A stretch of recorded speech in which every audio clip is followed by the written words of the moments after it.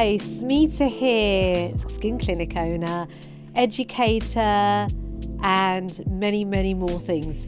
So, welcome to our podcast. Welcome, everybody. My name's Rasalingam. I'm psychotherapist and coach, and I'm here to discuss all things well-being, whether it's inside or outside. Hi, Smita. How are you doing? Very well, thank you. And I would like to say a big thank you to Luna Microcare for supporting us with this podcast. Thank you, Luna Microcare. It means a lot. So, let us talk about biohacking.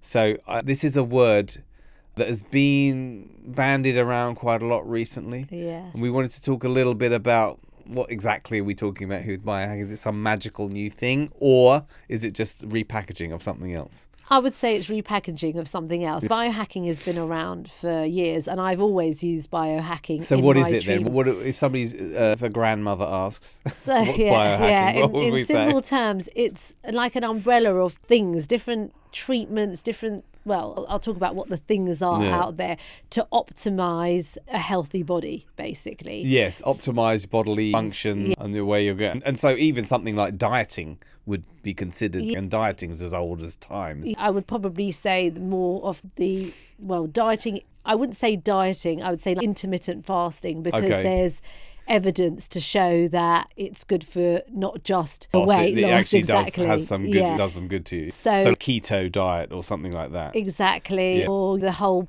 plunging into ice. And having that acute stress rather than the chronic stress. Great for bringing out swear words. What I do in my treatments, collagen stimulation is a form of biohacking. Using LED light is a form of because it works on getting your collagen activated. It also works on stress levels. When I do my LPG treatments, that's really a form of biohacking as well, because I'm removing the toxins out of your body. But it could also be other forms of biohacking, is exercise. There's the other extreme as well, implanting microchips into your body and doing stuff like that. But I suppose in your world, what would you say are the main sort of I would types of biohacks? Taking the right supplements. So some people take collagen, some people take AD, and that would be really helping with repairing. You say NAD. So I'm going to talk about NAD? that. You can tell us about. So collagen is, I would really recommend collagen as a form of biohacking, as a form of, for anybody who's interesting in improving their skin, because we need to think about improving hyaluronic acid in our bodies, because in our skins as well, because what happens is as we get older we lose hyaluronic acid, right? So we want to take collagen for the hyaluronic acid. We want to take collagen because we're losing elasticity and collagen as we age anyway. But taking the right type of collagen is important. So you want to take something called a hydrolyzed collagen peptide. And the difference between this is basically the body can digest it. So what happens is it's broken down in our body and it's in tiny components like amino acids and peptides, and the body can utilize it properly. So that's the best type of collagen that you want, and it will improve your hyaluronic acid, your lines and wrinkles, and your elasticity.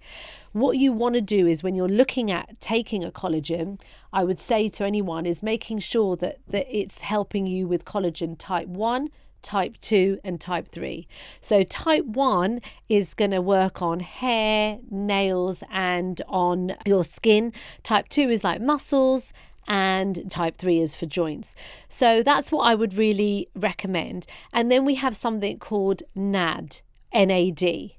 NAD is basically a compound found in all our cells, and basically what it does is it really works on every living cell. So it passes messages to other cells, it really supports our DNA repair, and it signals to all the different cells. So what happens is, as we age, it starts to deplete. And that really makes a difference to our skins, our bones, our cardiovascular system. It really affects our cognitive way of thinking. All of these things starts to deplete, and that happens as we age anyway, and it happens even more during menopause. So NAD is not just for women, it's for men too. I take NAD for cognitive function and for premature aging, but you really do want to take it for all the other, for energy levels as well. Whenever you're looking at an ad, you should think about how many milligrams you want. You need to be having at least 250 to 1,000 milligrams. So that's something to take into account. The Nuchedo Time Plus is really good because it's got botanicals in it and it's got vitamins as well. There's also zinc in it, so that's fantastic. And you've got enough of the NAD that you take 3 tablets, so you've got enough of the NAD that you need for your body. What is fantastic about the Nuchedo Time Plus is that it doesn't rely on the precursor NMN because what it's doing is it's getting the body to actually make NAD and also getting those enzymes that are killing the NAD to actually stop doing that. And so it's restoring that NAD in the body that's normally lost. Is getting it to restore, rebuild, etc. So that's really important. So that's why I take NAD. And so you can take both. Definitely take both. I wasn't taking both at the beginning, but I've decided actually I want to work on the surface, which is more the collagen, and then I want to work on my body and making sure that my cellular age is younger than my age, because that will help with aging. How are you? Are any of you taking NAD? All these lovely people who are watching us, I wonder if you've tried it. Have you seen a difference? I've been taking mine for about 6 months now, and I definitely feel that I've definitely got more energy than I had. Really good also for hair loss, because as we get older, going through menopause, we do notice that we're losing our hair as well, and especially South Asian women really start to notice on their crown that they really lose hair. So I think that's helped me. But yeah, I'm really happy with it. So this is a form of biohacking, basically. So another form of biohacking would be making sure you use the right sunscreen and making sure that you are really supporting your skin in the summer months, well, all year round. One thing I hear is that some people think, are there good versus bad sun creams? Yeah. So if you go into just any regular store, how are you going to know that it's a good one? So first of all, before we talk about what is a good and bad sunscreen, what I would like to say is that we do need to have some sunlight. And actually, darker skin tones need a bit more sunlight than white skins because of the melanin in our bodies. We actually need that extra sunlight. If you're out in the summer months, take 15-20 minutes without any sunscreen, get your vitamin D, because we all need our vitamin D, and go for a walk for 15 minutes, get the sun, because it also really helps with stress levels, helps with calming our body, tranquility. We all need that. So you always need some exposure. And the more melanin you have, the little bit more sun that you actually need. Yes. So that's firstly. And then there are good and bad sunscreens. I would prefer to use a physical mineral sunscreen.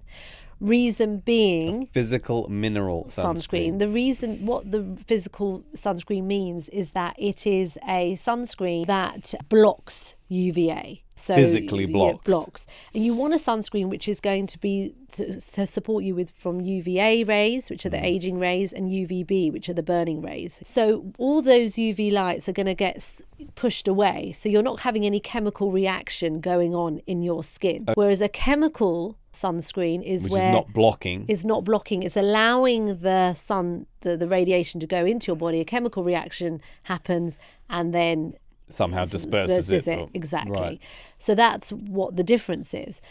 But the problem is that with the physical sunscreen, it's not great for Asian dark black skins because because they have these titanium oxide, they're ingredients which make you look a bit ashy in colour. Yes, that's that grey look when you put them on. Zinc oxide and titanium oxide are the ingredients.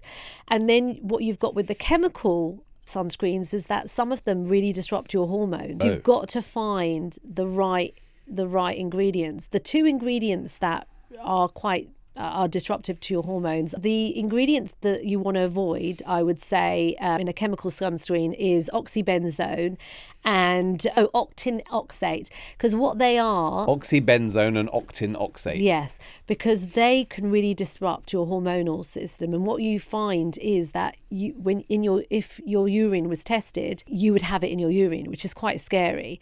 And that means it's entered your bloodstream. Yes. So you do need to be careful. And those cheaper sunscreens that you find in the local chemist will probably contain those. And so you'll be able to see those two very clearly on the back. If you can avoid those two ingredients, that'd be great. And what you could try and find is, if you want to use a chemical sunscreen, use one with avobenzone, because that's a lot more safer and it doesn't disrupt your hormonal system.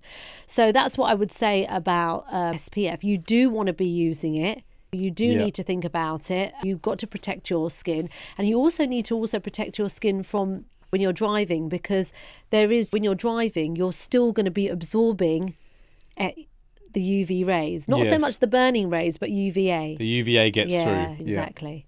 So sunblock is good. The actual physical block is good, but the downside is for darker skins, it doesn't look great. It looks ashen-faced. The chemical ones can be good or bad depending on what's in them. Have any of you found that you find that it's really difficult to find a sunscreen, especially someone who's a darker skin tone? Because I think it can be really, really hard to find a good sunscreen. And also you want to make sure, like I said, it's more of a clean sunscreen, because lots of these chemicals in your skin isn't helping you either. You might be wanting to protect your skin from the sun, but then you're putting chemicals in your body. So that's you're at a disadvantage then, aren't you? Yeah.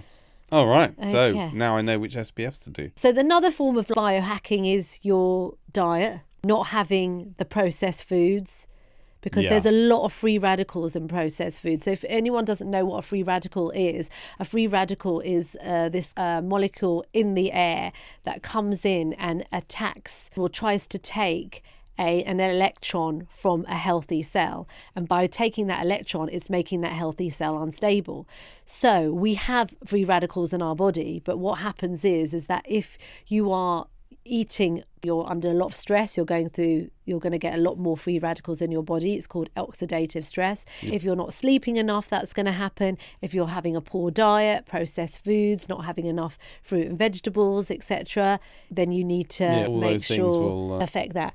And another thing I would say is that a lot of people say, oh, but I don't need these vitamins. And I don't know if anybody out there watching this thinks the same, that I don't need vitamins because I have a healthy diet.